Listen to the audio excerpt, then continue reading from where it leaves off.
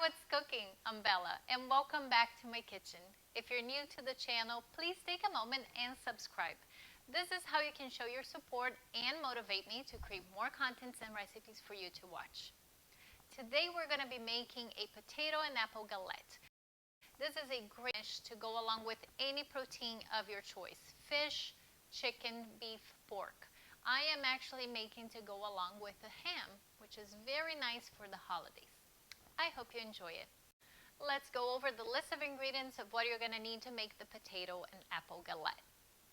I will be posting the recipe on the description below, and I'll give you a better idea of the amounts that you're going to be using. So you will need Yukon gold potato. I already went ahead and peeled mine. Onion. You can use red onion, or you could also replace it with leeks, because potato and leeks go really well together. I'm also using Granny Smith, and we will be peeling it as well. This is my preference when making this recipe. Butter. I went ahead and melted the butter. If you have a brush, it will be very helpful. If not, you can just drizzle with a spoon. Salt and pepper. For this recipe, I am using a 9-inch, I always forget what this is called, the one that you can remove the bottom, okay?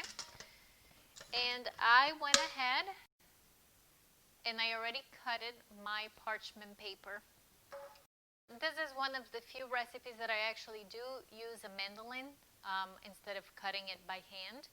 If you don't have a mandolin, that's okay, you can still cut it, but you want to try to get super thin slices.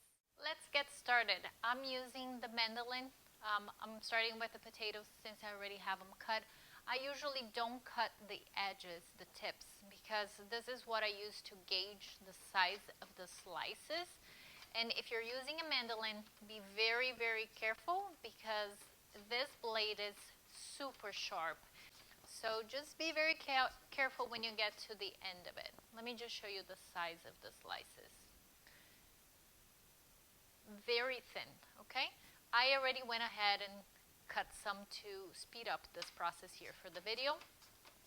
So I'm going to move along and go ahead and slice the onion. I forgot to mention, I actually add water in my bowls. For the potato and the apple, I don't want them to turn brown. And the onion, it just helps get some of that strong flavor out. So again, same thing with the onion.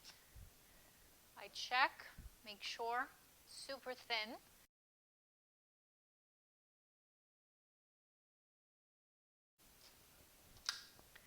Now that I peeled my apple, I just want to show you how I cut it. If you have the core remover, you can do that and just slice ring slices, but I realize a lot of people don't have it, so I'm going to show you how I do it. I actually have that tool. So cut it in half, cut it in half again, and then on an angle you cut it to remove the core. And we're going to grab the mandolin again and slice also super thin. Now that our mise en place is ready, I'm going to turn on the oven at 350 degrees while I layer the potatoes. So using my brush, I'm going to brush a little bit of the butter at the bottom, and then I cut already a piece of parchment paper, so I'm going to stick it to the bottom, just like that. I'm going to coat with a little bit of butter again, and we're going to start layering potato, apple, and onion. Potato, apple, and onion. So I'm going to show you one here, and then I will move it to a close-up. I start from, I'm actually going to alternate. I am starting from the edges, and then I'm going to move to the center. On my next layer, I'm going to start from the center and move to the edges. And this is so I get a cake that is not the top of the mountain, if you may. I'm trying to distribute the height. So let me just show you real quick. See? From the edges to the... They don't need to be perfect because nobody's gonna see this. It's just a matter of how it cooks. So now that I have a whole layer of potato, I'm going to brush again. Butter here, don't be shy on the butter.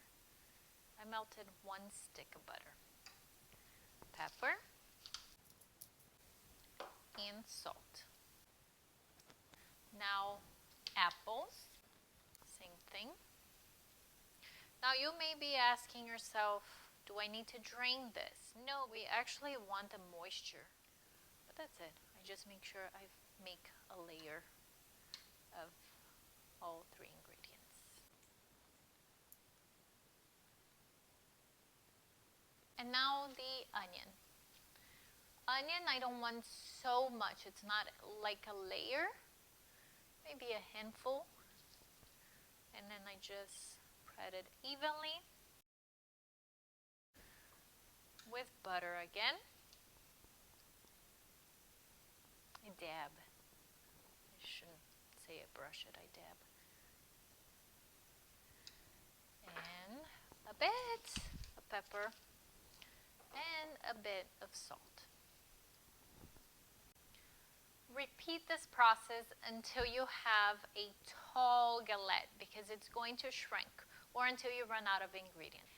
And then the apples, because you get those tiny little pieces, it doesn't need to look that perfect. I try to make the edges nice because you can see it.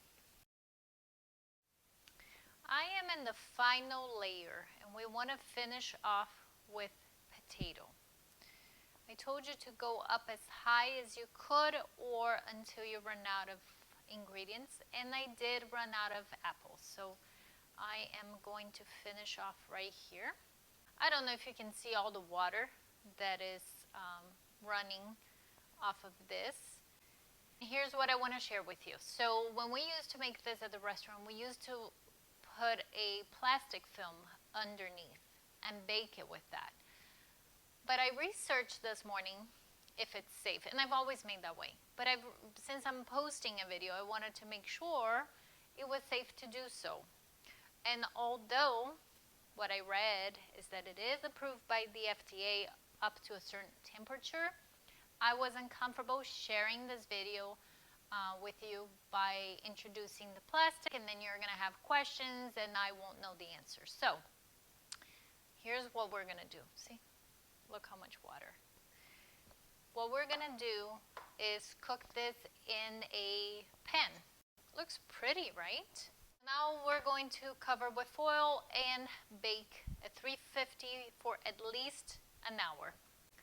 Definitely a great move to put in the cooking sheet. Look at this. And now pop it back in the oven until golden brown. I left the potato in the oven for a total of 30 minutes uncovered. So you see how it is here in my kitchen? We learned together. I would definitely use the plastic film again. I've made it many times. Again, I wasn't comfortable sharing this with you, but if you are comfortable or you do your research, I definitely recommend it because the mess, I'm not looking forward to clean that up, but the results are the same really. So I hope you enjoyed this tutorial. If you did, please leave some comments down below. I'd love to hear your feedback and give me the thumbs up. Thank you so much for watching. I'll see you next time. Bye-bye.